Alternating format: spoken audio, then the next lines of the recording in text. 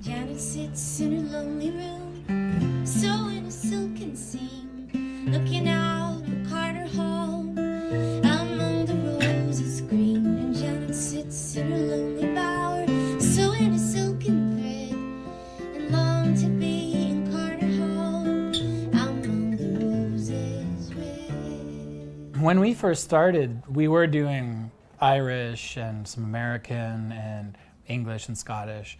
But as we continued to work, we focused the album on the child ballads. The child ballads refer to ballads collected in the 19th century by Francis James Child, who is Harvard's first professor of English. His collection has been widely disseminated and interpreted, and it's, you know, people like Bob Dylan and Joan Baez. It's been happening since the 50s, especially in terms of recorded music. And it goes way, obviously, back centuries before that. But Carter Hall is not your own. Roses there are many. I'll come and go all as I please, and not ask leave of any.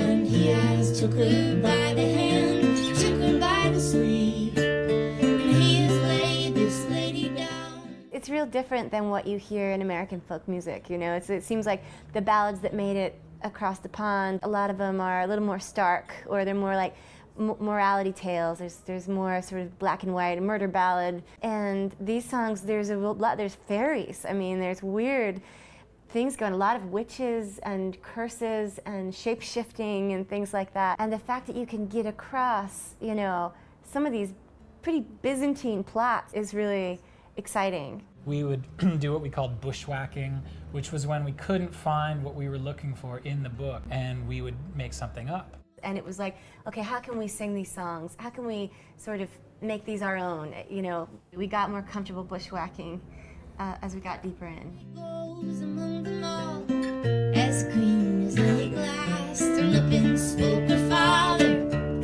He spoke in meek and mild.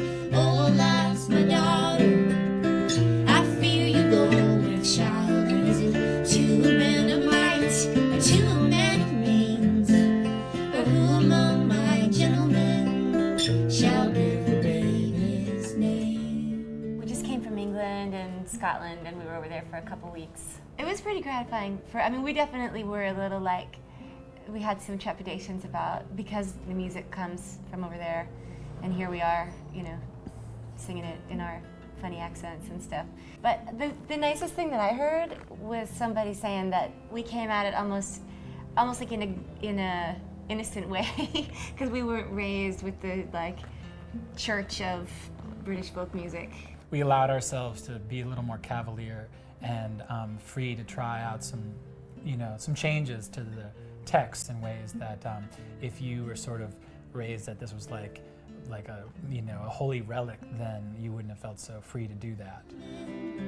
That I will treat so well, and Father, if I go with child, I must bear the blame. There's none among your gentlemen shall give the babe his name.